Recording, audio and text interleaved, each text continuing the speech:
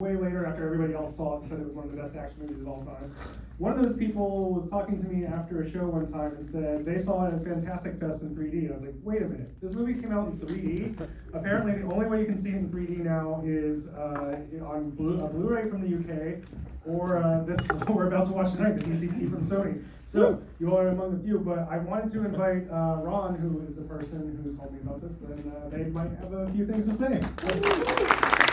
So, first off, who's seen this before? Raise your hands. Okay, who's seen it in 3D? Okay, thank you for coming. This is pretty special.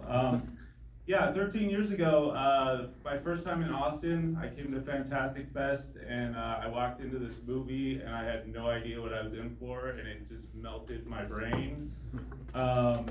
And like at its core, it's an action movie, but it's not like any action movie you've ever seen. It's nightmarish, it's unnerving, it's unsettling, it's sad, it's disturbing, it's weird, it's hypnotic, and it has Van Damme's giant nose poking out of the screen in 3D. It's like 12 feet tall, so you don't get that in most movies.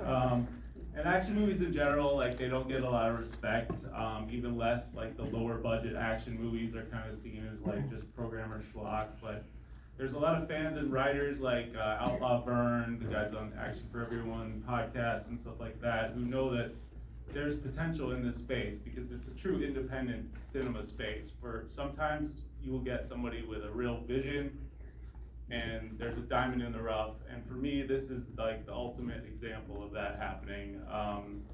And so if you've never seen a Universal Soldier movie before, don't worry. All you need to know is that the government's reanimating dead soldiers to turn them into super weapons.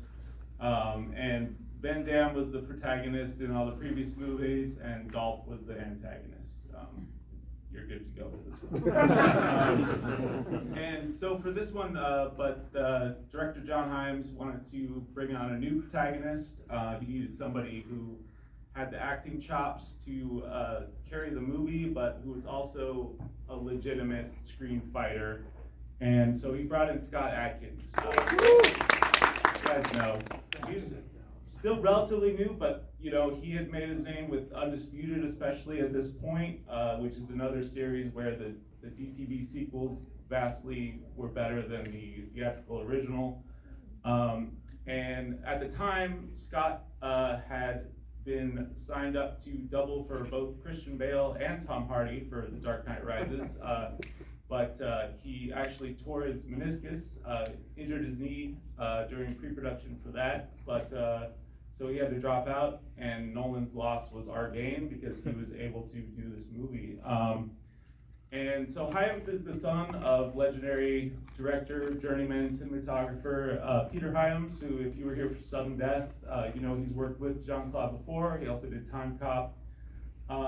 And his son John got to start with a wonderful documentary called The Smashing Machine, which is now being turned into a biopic starring The Rock, which I'm sure will be great, but watch The Smashing Machine first. It's an amazing documentary. And so Hyams' history, he brought that MMA knowledge to the Unisol series. It informed how he wanted to film this brutal combat, and as well as how he shot the fights and stuff, even stuff like sound design, because he had filmed MMA fights for like a solid year to make that documentary. And he knew he couldn't compete with like the big budget of the original theatrical Universal Soldier movie, so instead of stuff like big explosions and, you know, sci-fi spectacle, he decided to do this just expertly choreographed, brutal combat. And on top of that MMA experience, he brought on legendary action choreographer Larnell Stovall, who also did Undisputed 3 with Scott. And he's gone on to do many more amazing things.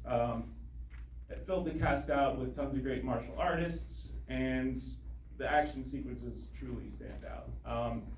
But if this was just another great low-budget action movie, we probably would not all be here watching it right now, because the real reason it's an all-time cult classic is that because on top of all that stuff, it's a movie that treats the audience with respect.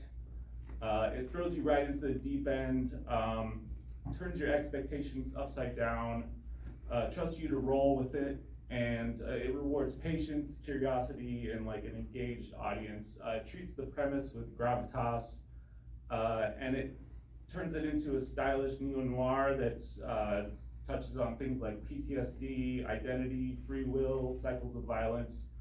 And this movie on original release only played a few cities, and even fewer of those screenings were in actual 3D, so this is really special that we get to see this. It was shot in 3D natively. It's not one of those crappy post-conversions that they were doing when 3D was a big fad, so it looks really good, and it's not like a gimmicky style 3D. Basically, because this movie is so visceral and cerebral, the 3D just kind of sucks you in and make it that much more like engaging and contributes to the weird vibe of everything. So yeah, thank you so much to Laird, and thank you all for coming. I don't know if enjoy is the right word, but prepare yourselves. Yeah, you maybe undersold how nightmarish. I actually, a couple of my friends that were supposed to come have seen it before and were like, I don't know if I want to actually watch this again. Yeah, Also, if any movie has ever needed one of those like flashing lights warnings, this is a strobing. you might have to cover your eyes if you have any issue with that, but Yeah. so prepare. But, Yeah, it's like somewhere between Gaspar Noé and, Yes, and David yeah. Lynch in terms of like Very extreme Boy. effect. Do you want me to say the regular stuff? Thanks to the servers, tip them all very well. We got Kevin up in the Kevin in the booth. Thank you. Enjoy. Yeah, Thank you, guys. Thank you so much.